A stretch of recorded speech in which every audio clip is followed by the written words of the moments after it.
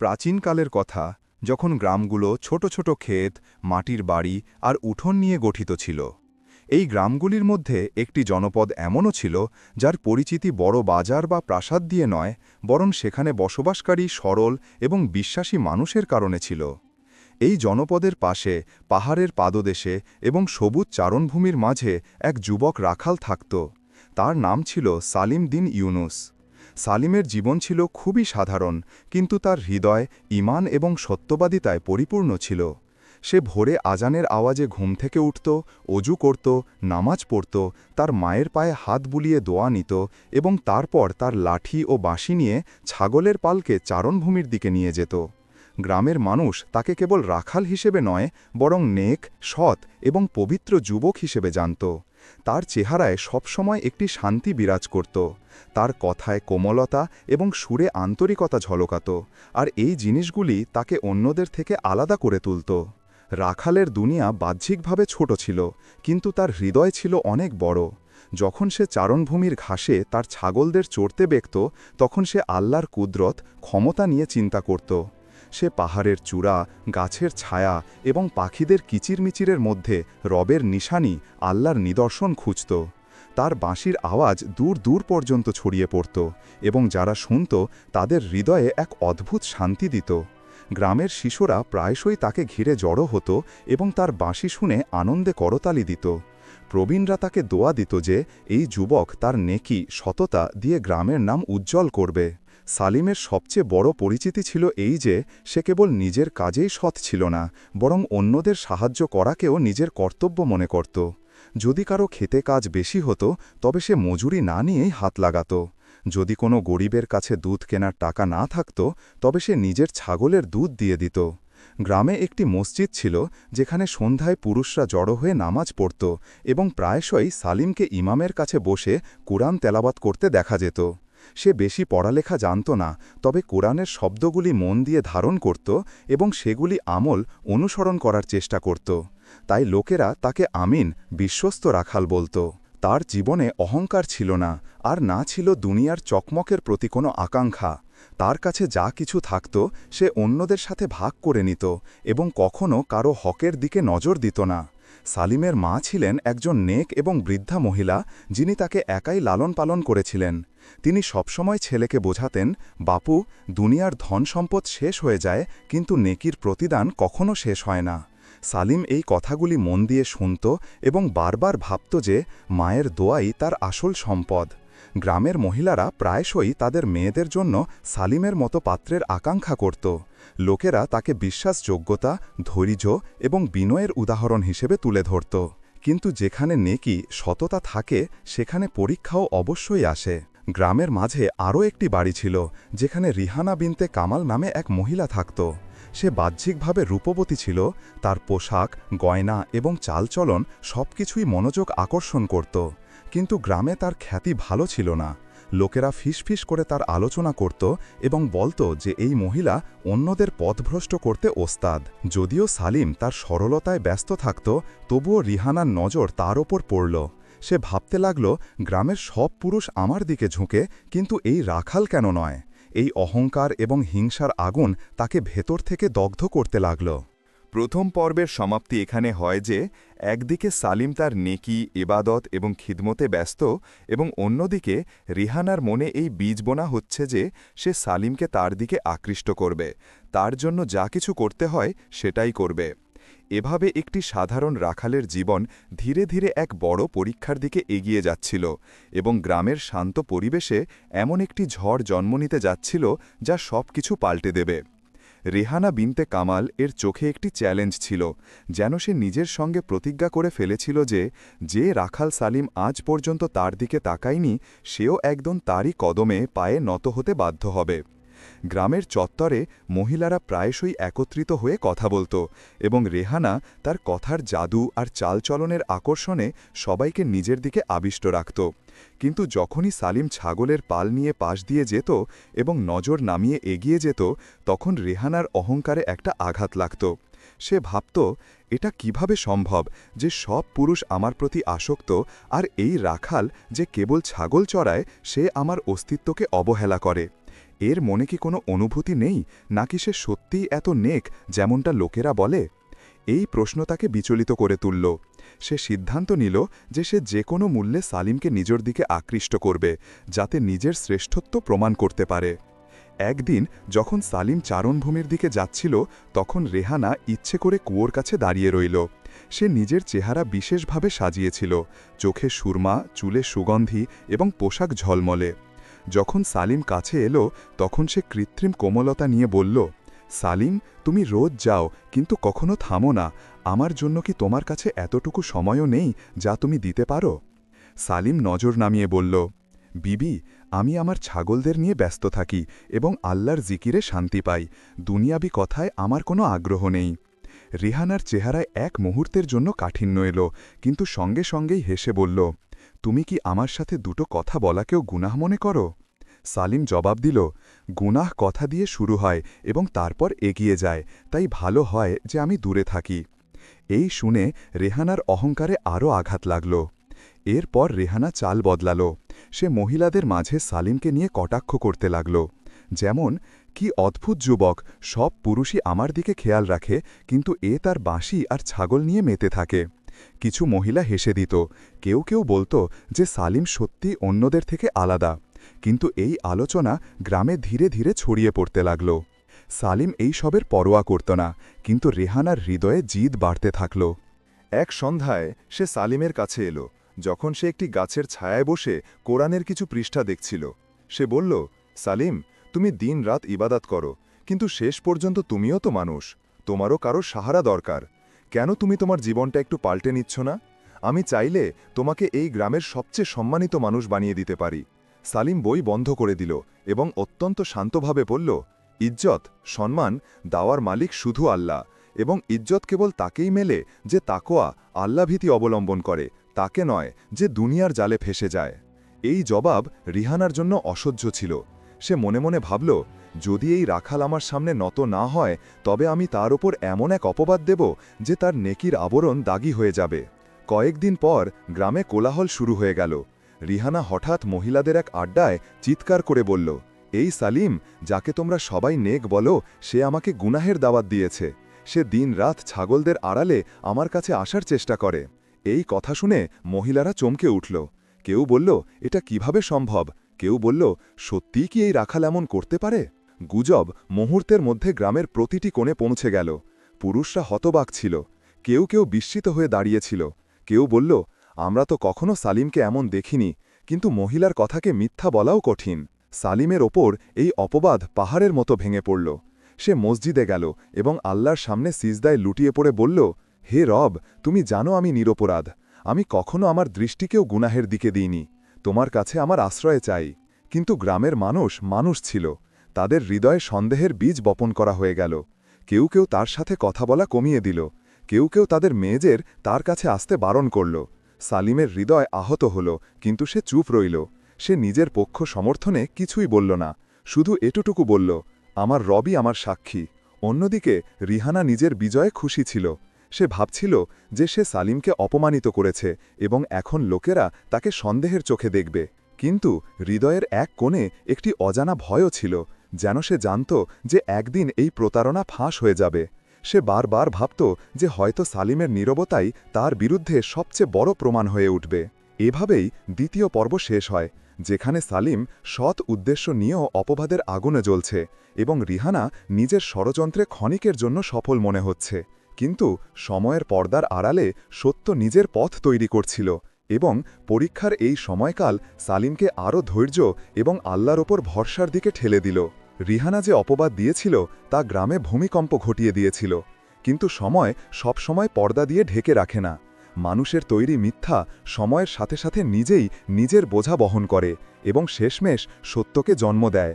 সালিম দিন-রাত কাদায় মাখা নামের বদনাম সত্ত্বেও তার ছাগলদের সাথে আল্লাহর জিকির করত এবং ধৈর্যের সাথে পরিস্থিতি মোকাবেলা করতে থাকল। সে জানত যে যদি সে নিজের সাপোর্টে চিৎকার করে, তবে লোকেরা বলবে যে অপরাধীরাই গোলমাল করে।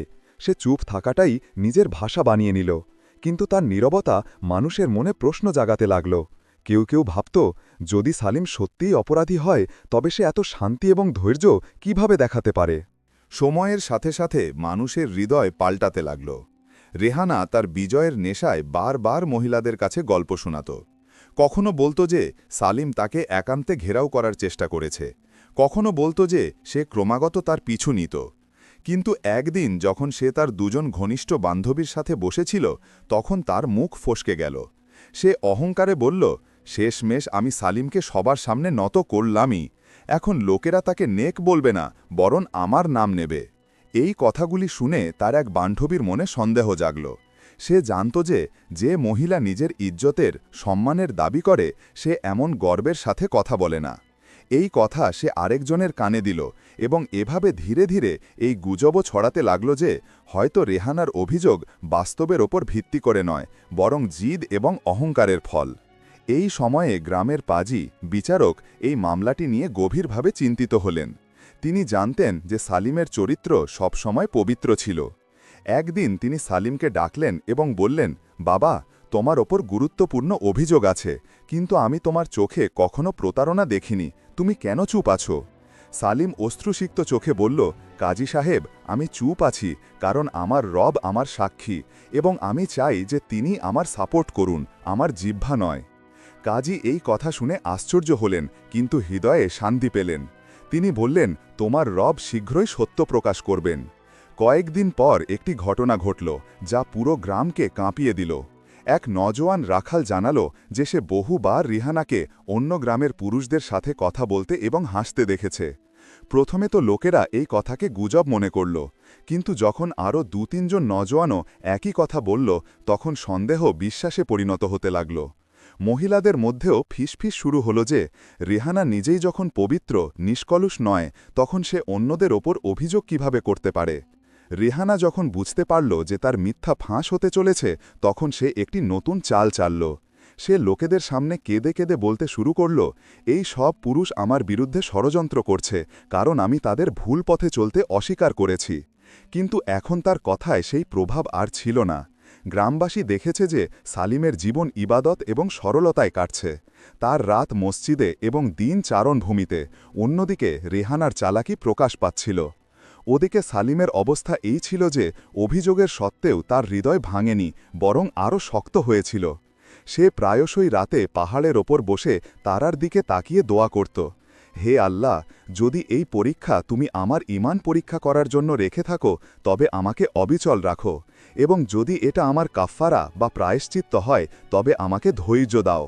তার চোখ থেকে জল ঝরত, কিন্তু মুখে এক অদ্ভুত শান্তি ছিল, যেন সে জানত যে আল্লাহ তার সাথে আছেন। একদিন গ্রামের প্রবীণরা আলোচনা করলেন যে দুজনকেই হাজির করে সত্য জানা দরকার। সালিম নীরবে এলো এবং নিচে নজর করে বসে গেল। রিহানা অহংকারের সাথে প্রবেশ করল এবং বলল, এই সেই লোক যে আমার ইজ্জতের ওপর হাত দেওয়ার চেষ্টা করেছে। কাজী সালিমের দিকে তাকালেন এবং বললেন, বাবা, কিছু বলতে চাও? সালিম কেবল এতটুকু বলল, আল্লাহ ভালো জানেন যে আমি নিরপরাধ। কাজী রিহানাকে বললেন, তোমাকে আল্লাহর কসম, সত্য বলো। যদি তুমি মিথ্যা বলো, তবে মনে রেখো যে দুনিয়া এবং আখেরাত, পরকাল, দু জায়গাতেই এর হিসাব দিতে হবে। এই শুনে রিহানার রং উড়ে গেল, তার ঠোঁট কাঁপতে লাগল। সে কিছু বলতে যাচ্ছিল, ঠিক তখনই হঠাৎ পিছন থেকে একটি আওয়াজ এলো, আমি সাক্ষী যে সালিম কখনো গুনাহের দিকে পা বাড়ায়নি। আসল কথা হল, রিহানা তাকে বারবার পরীক্ষা করেছে। এই সাক্ষ্য দিলেন একজন বৃদ্ধা মহিলা, যিনি বহুবার এই দৃশ্য চাক্ষুষ দেখেছিলেন, কিন্তু ভয়ের কারণে চুপ ছিলেন। এই শুনে সমাবেশে হুলস্থুল পড়ে গেল। লোকেরা একে অপরের দিকে তাকাতে লাগল। কেউ কেউ বলতে লাগল যে আমরা প্রথম দিনেই সালিমকে সন্দেহ করিনি। রিহানার চেহারায় ঘাম ঝরতে লাগল। সে যতই অস্বীকার করল, ততই তার কথা দুর্বল হল। কাজী ঘোষণা করলেন যে রিহানা মিথ্যা বলেছে এবং সালিমের ওপর অপবাদ দিয়েছে। সালিম পাক এবং আমরা সবাই তার ধৈর্য এবং চরিত্রের সাক্ষী। এই শুনে সালিমের চোখ থেকে জল বেরিয়ে এলো, কিন্তু সে নীরব রইল। সে আকাশের দিকে হাত তুলে বলল, শুকরিয়া, হে আমার রব, তুমি নিজেই আমার ইজ্জত বাঁচিয়েছ। এই সেই মুহূর্ত ছিল যখন গ্রামের লোকেরা সালিমকে ঘিরে জমা হলো। কেউ কেউ ক্ষমা চাইল, কেউ কেউ বলল যে আমরা তোমাকে চিনতে দেরি করে ফেলেছি। রিহানার জন্য সেই দিনটা অপমানের দিন হয়ে গেল। মহিলারা তাকে এড়িয়ে চলতে লাগল, পুরুষরা তার কথা শুনতে অস্বীকার করল। এভাবে সেই মহিলা যে তার রূপ এবং অহংকার নিয়ে গর্ব করত নিজেরই ষড়যন্ত্রের বোঝায় চেপে গেল। সালিমের নির্দোষ ঘোষণা পুরো গ্রামে গুঞ্জরিত হওয়ার পর এক নতুন অধ্যায় শুরু হল। যে জিহ্বাগুলি গতকাল পর্যন্ত তার বিরুদ্ধে বিষ উগলেছিল, আজ তার ধৈর্য এবং নেকির গল্প শোনাতে লাগল। শিশুরা তাকে দেখে দৌড়ে আসত এবং বলত, এই সেই রাখাল যাকে আল্লাহ মিথ্যা অভিযোগ থেকে বাঁচিয়েছেন। নওজওয়ানরা তার পাশে বসাকে গল্পের বিষয় মনে করতে লাগল এবং প্রবীণরা তার ধৈর্যের উদাহরণ দিতে লাগল। কিন্তু সালিমের অবস্থা একই ছিল। তার চেহারায় অহংকারের বদলে বিনয় এবং নীরবতা ছিল। সে বলত, আমি কিছুই নই, সব আমার রবের মেহেরবানি। তার দিন ছাগলদের সাথে কাটত এবং রাত মসজিদের সিজদায়। কিন্তু এখন মানুষের হৃদয়ে তার জন্য সেই ভালোবাসা জন্ম নিয়েছিল যা কেবল আল্লাহর বান্দাদের জন্যই হয়। অন্যদিকে রিহানার জীবন একটি যন্ত্রণায় পাল্টে গিয়েছিল। আগে তো মহিলারা তাকে নিজেদের কাছে বসাত, মজলিসে তার আলোচনা হতো, লোকেরা তার সৌন্দর্যের প্রশংসা করত। কিন্তু এখন সে যেখানেই যেত, লোকেরা নজর সরিয়ে নিত। মহিলারা বাচ্চাদের তার কাছে যেতে দিত না এবং পুরুষরা তার কথায় বিশ্বাস করত না। তার অহংকার ভেঙে চুরমার হয়ে গিয়েছিল, কিন্তু হৃদয়ের কাঠিন্য তাকে ক্ষমা চাওয়ার সাহসও দেয়নি। দিন গড়িয়ে গেল এবং সে একাকিত্ব এবং লজ্জার মরুভূমিতে ডুবে গেল। একদিন সে কাজীর কাছে গেল এবং কেঁদে বলল, আমি জুলুম, অন্যায় করেছি, আমি সালিমের উপর মিথ্যা অভিযোগ দিয়েছি। কাজী বললেন, এখন দেরি হয়ে গেছে। তোমার তওবা অনুশোচনা কেবল আল্লাহই কবুল করতে পারেন, কিন্তু মানুষের হৃদয় থেকে তোমার বিশ্বাস উঠে গেছে। এই শুনে রিহানা সিজদা করল এবং বলল, হে আল্লাহ, আমি অহংকার করেছি, মাফ করে দাও। কিন্তু গ্রামের লোকেরা তাকে কখনো আগের মতো সম্মান দিতে পারল না। সালিমের জীবনে এই পরীক্ষা একটি আলো হয়ে গেল। গ্রামের মানুষ যখনই মুশকিলে পড়ত তার কাছে আসত, তার দোয়ার উপর বিশ্বাস করতে লাগল। সে তার জীবনকে অন্যের সাহায্যের জন্য উৎসর্গ করে দিল। যদি কারো ঘরে শস্য না থাকত, তবে সে নিজের ছাগল বিক্রি করে দিত। যদি কারো কাছে চিকিৎসার টাকা না থাকত, তবে সে তার মেহনতের উপার্জন দিয়ে দিত। তার এই অবস্থা দেখে লোকেরা আশ্চর্য হতো যে যে ব্যক্তির ওপর এত বড় অভিযোগ লাগল, সে প্রতিশোধ না নেওয়ার বদলে সবাইকে সাহারা, আশ্রয় হয়ে গেল। সালিম বলত, আমি আল্লাহর সাথে ওয়াদা করেছি যে যিনি আমাকে অপমান থেকে বাঁচিয়েছেন, আমি তার সৃষ্টিকে কখনো একা ছাড়ব না। তার এই চরিত্র গ্রামকে নতুন পথ দেখাল। রিহানার দিন দুঃখ এবং অনুতাপে কাটতে লাগল। সে তার ঘরে প্রায়শই রাতে জেগে থাকত এবং জানালা দিয়ে সালিমকে দেখত যে মসজিদের আলোতে বসে কোরআন পড়ছে। তার হৃদয়ে আফসোস জাগত যে যদি সে তার জিহ্বা দিয়ে সালিমের ওপর অভিযোগ না জিত, যদি সে সত্যকে না পিষত। কিন্তু এখন অনুতাপের কোনো লাভ ছিল না। তার বন্ধুরাও একে একে তার সাথ ছেড়ে গেল এবং সে একাকিত্বের বন্দী হয়ে রইল। কখনো সে ভাবত যে যদি সে সালিমের ধৈর্য এবং নেকি থেকে কিছু শিক্ষা নিত, তবে আজ তার অবস্থা অন্যরকম হতো। কিন্তু অহংকার তার চোখের ওপর পর্দা ফেলে দিয়েছিল এবং এখন সেই পর্দা সত্যের তীব্র রৌদ্রে জ্বলে ছাই হয়ে গেল। গ্রামের প্রবীণরা সালিমকে বললেন, বাবা, এখন সময় এসেছে যে তুমি নিকাহ বা বিবাহ করে নিজের জীবন গোছাও। কিন্তু সালিম মুচকি হেসে জবাব দিল, আমার জীবন তো আল্লাহ এবং তার দ্বীনের খিদমতের জন্য। যদি তিনি চান, তবে তিনি নিজেই আমার জন্য সুবিধা তৈরি করবেন। এই জবাব শুনে লোকেরা আরও তার কাছাকাছি হল, কারণ তারা জেনে গেল যে সালিমের জীবন দুনিয়ার ভোগের জন্য নয়, বরং একটি উচ্চ উদ্দেশ্যের জন্য। সময় গড়িয়ে গেল এবং সালিম গ্রামের প্রদীপ হয়ে গেল। তার উপস্থিতি গ্রামের জন্য বরকত প্রমাণিত হল। যেখানে ঝগড়া হতো সে ইনসাফের সাথে ফয়সালা করাত, যেখানে ভয় হতো সে সাহায্য করত, যেখানে হৃদয় ভাঙত সে আশ্বাসনা করত। লোকেরা বলত, এই সেই রাখাল যাকে আল্লাহ ধৈর্যের বিনিময়ে ইজ্জত দান করেছেন। আর সত্যি তার জীবন এই কথার প্রমাণ ছিল যে ধৈর্য কখনো ব্যর্থ হয় না। রিহানা শেষমেশ অসুস্থ হয়ে গেল। সে বিছানায় পড়ে থাকত, কেউ তার খবর নিত না। সে প্রায়শই নিজের সাথে বলত, যদি আমি সালিমকে বদনাম না করতাম, যদি আমি আমার জীবন অহংকারে না কাটাতাম। একদিন যখন সে শেষ নিঃশ্বাস নিচ্ছিল, তখন কেউ তাকে বলতে শুনল, হে আল্লাহ, সালিমকে আমার গুনাহের বোঝা দিও না, আমিই অপরাধী। এবং এই অনুতাপে তার জান প্রাণ বেরিয়ে গেল। তার জানাজাও সাধারণ এবং নীরব ছিল। লোকেরা কেবল কর্তব্য মনে করে শরিক হল। এর বিপরীতে সালিমের খ্যাতি গ্রাম থেকে বেরিয়ে আশেপাশের দেহাত গ্রামাঞ্চল পর্যন্ত ছড়িয়ে গেল। লোকেরা দূর দূর থেকে তার দোয়া নিতে আসত। সে একজন রাখাল থেকে বেশি একজন রুহানি আধ্যাত্মিক পথপ্রদর্শক হয়ে গেল। কিন্তু সে সব সময় বলতো, আমি কিছুই নই, সব আল্লাহর করম, কৃপা। তার বিনয় এবং ধৈর্যের বদৌলতে গ্রামের পরিবেশ পাল্টে গেল। লোকেরা গুনাহ থেকে বাঁচার চেষ্টা করতে লাগল। মহিলারা তাদের জিহ্বাকে নিয়ন্ত্রণে রাখতে লাগল এবং পুরুষরা তাদের হৃদয়কে নরম করতে লাগল। এভাবে সেই রাখাল, যার ওপর মিথ্যা অভিযোগ লেগেছিল, ধৈর্য এবং ঈমানের মাধ্যমে কেবল নিজের ইজ্জতই বাঁচায়নি, বরং পুরো গ্রামের হৃদয়কেও পাল্টে দিল। আর সেই মহিলা, যে অহংকার এবং হিংসায় এসে অপবাদ দিয়েছিল, তার ভাগ্যে অনুতাপ, একাকিত্ব এবং অপমান এলো।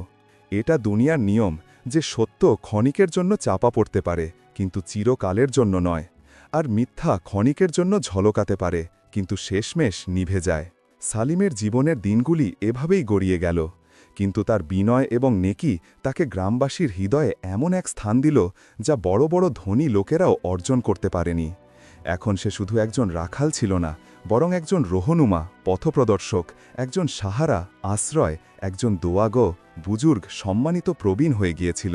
গ্রামে যেখানে কোনো ঝগড়া হতো, লোকেরা সালিমের কাছে আসত এবং সে সবসময় কোরআনের শিক্ষা এবং নবী করিম সাল্লাল্লাহু সাল্লামের সুন্নত আদর্শ থেকে পথনির্দেশ করত। তার কথা হৃদয়কে এমনভাবে ছুঁয়ে যেত যেমন শুকনো জমিতে বৃষ্টির প্রথম ফোঁটাগুলি। তার কাছে সম্পদ ছিল না, না ছিল উঁচু প্রাসাদ, না জায়গা, কিন্তু তার চরিত্র তাকে সবচেয়ে ধনী বানিয়ে দিয়েছিল। অন্যদিকে রিহানার মৃত্যুর পর গ্রামের মহিলারা তাদের ঘরে একটি নতুন শিক্ষা গ্রহণ করল।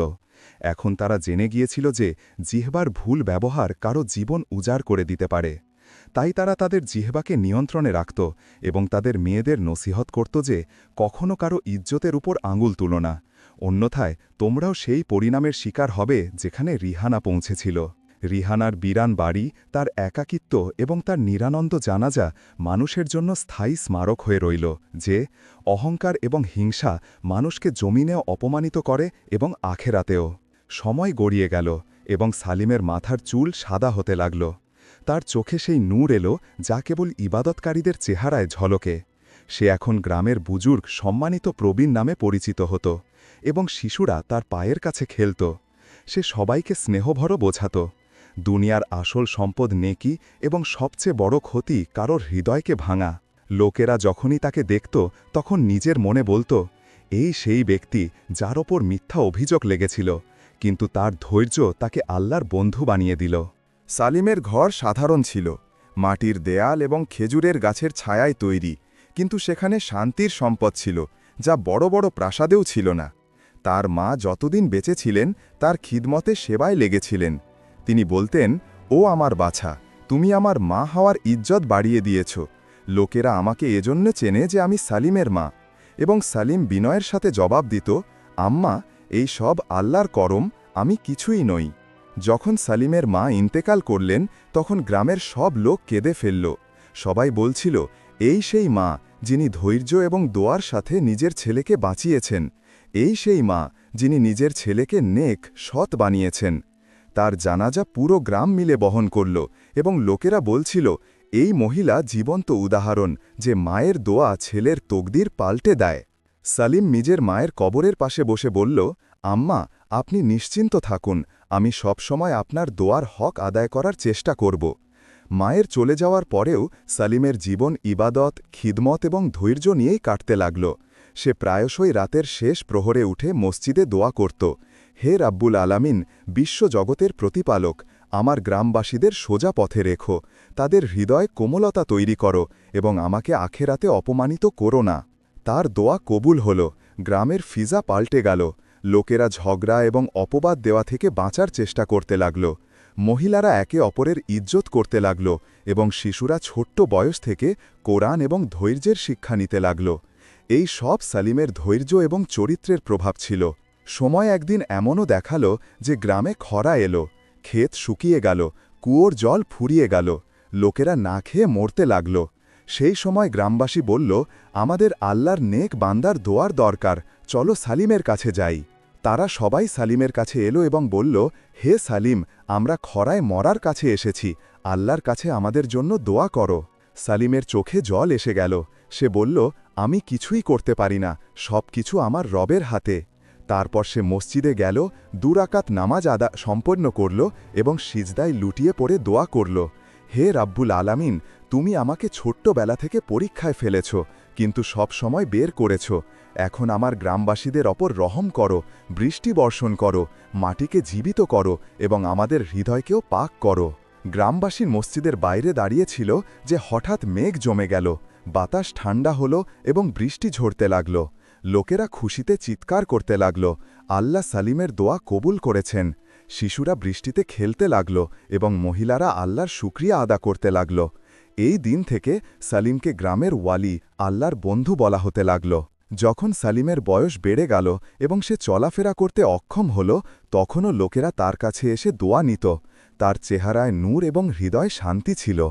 একদিন যখন সে ফজরের নামাজের পর কুরআন পড়ছিল, সে আকাশের দিকে তাকালো এবং মুচকি হেসে বলল, হে আমার রব, এখন আমাকে তোমার সাথে দেখা করার অনুমতি দাও। আমি দুনিয়ার পরীক্ষাগুলি পূরণ করেছি।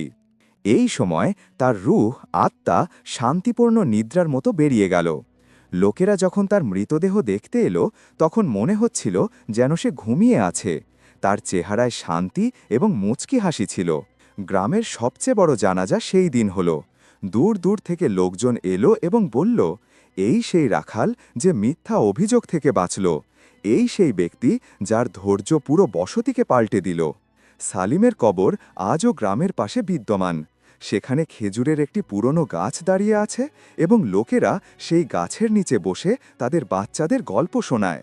এই সেই রাখালের কবর যে সত্য এবং ধৈর্যের মাধ্যমে নিজের তকদির পাল্টেছে। শিশুরা শুনত এবং বলতো, আমরাও সালিমের মতো হব। এভাবে সালিমের জীবনের পরেও তার নেকির প্রদীপ জ্বলতে রইল এবং তার মায়ের দোয়ার প্রভাব প্রজন্ম পর্যন্ত পৌঁছতে লাগল। এখানেই আমাদের আজকের গল্প শেষ হলো। যদি আপনি এই গল্পটি উপভোগ করে থাকেন এবং এটি থেকে উপকৃত হয়ে থাকেন, তবে অনুগ্রহ করে এই ভিডিওতে একটি লাইক ও আমাদের ইসলামিক ভয়েস বাংলা চ্যানেলটিকে সাবস্ক্রাইব করে সমর্থন করতে ভুলবেন না, যাতে আপনি আরও অর্থপূর্ণ এবং উপযোগ্য গল্প পেতে পারেন। আপনাদের দেখার জন্য ধন্যবাদ এবং আমরা আশা করি পরের গল্পে আপনাদের সাথে আবার দেখা হবে, ইনশাআল্লাহ।